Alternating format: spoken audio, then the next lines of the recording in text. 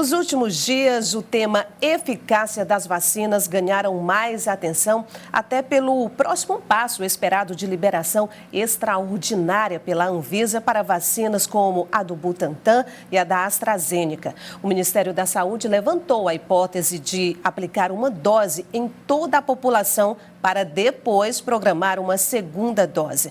Sobre o assunto, vamos falar agora ao vivo com o médico infectologista Kelson Veras. Oi, doutor Kelson, bom dia. Obrigada pela participação no Notícia da Manhã. Bom dia, Nájila, e bom dia a todos que nos assistem. É sempre um prazer estar aqui no seu programa. Bom, de acordo com os percentuais já divulgados de eficácia das vacinas, né, até porque não se fala só na do Butantan, se fala em várias, o que a gente pode, ou melhor, o que a gente pode ouvir de um especialista como o senhor, um infectologista, em relação a essa eficácia, doutor? As eficácias, elas têm variado bastante nas que já foram publicadas, né? Então, temos essa eficácia global de 50%, um pouquinho mais de 50% da Coronavac, e temos eficácias excelentes, né? Na casa de 95%, por exemplo, de vacinas norte-americanas. Agora, doutor, a gente lembra que os 78% já divulgado há alguns dias, há algumas semanas, em relação à eficácia da vacina, ela foi testada em pacientes em uma situação moderada, em casos mais leves. Isso significa o quê? As pessoas em situação mais grave não contam com essa eficácia ainda? Na realidade, os casos leves não aconteceram em 78% das pessoas vacinadas com a Coronavac, enquanto que casos graves não foram vistos em pessoas que tomaram a vacina Coronavac, o que é algo que nos anima bastante, pois mais importante é nós evitarmos mortes, casos graves que levem à internação hospitalar. Então, esse é um ponto muito favorável. Porém, é necessário que a população entenda que o número de pessoas testadas pelo Butantan foi pequeno em termos de casos graves. Então, não podemos ainda dizer com segurança total que não aconteçam casos graves em pessoas vacinadas. Hoje, mais confiável seria a vacina do Butantan, doutor? Pelo menos aqui no Brasil? Do que nós temos publicado, né, em revistas de grande credibilidade na área médica, certamente são as vacinas norte-americanas, né? Como, por exemplo, do laboratório Pfizer, que tem mais de 90% de eficácia. A gente sabe que não só para vocês especialistas ainda existem muitas dúvidas em relação ao novo coronavírus. E claro que para quem ainda não teve a doença, essas dúvidas são ainda maiores. Doutor, quem já foi imunizado pode disseminar o vírus? É a grande pergunta, né? Todos nós queremos saber isso, Nájila.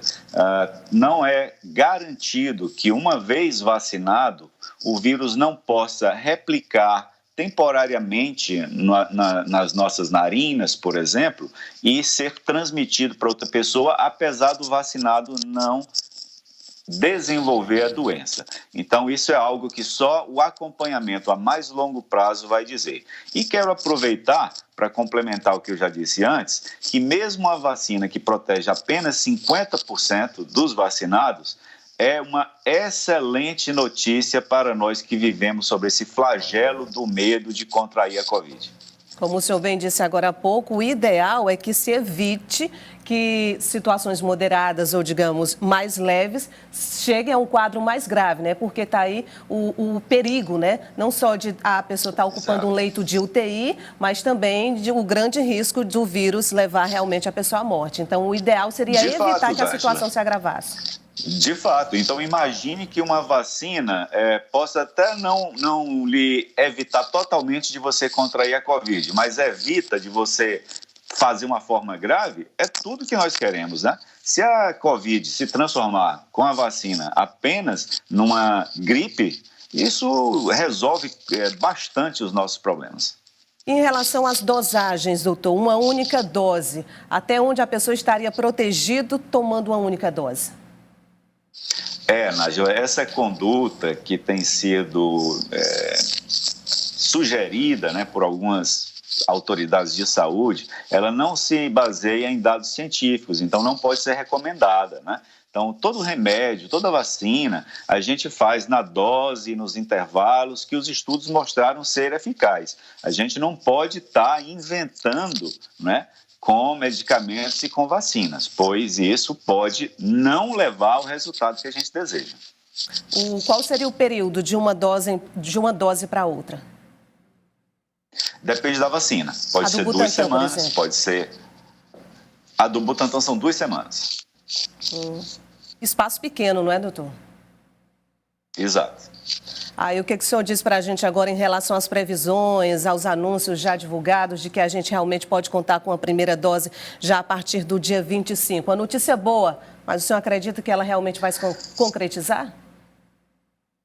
Eu tenho grande esperança que a sociedade está mobilizada e querendo, desejando imensamente, né? Nós já demos de tudo que podíamos dar, tudo que se podia pedir de uma sociedade, a sociedade já deu. Então, agora que existem vacinas, não pode haver mais delongas, né?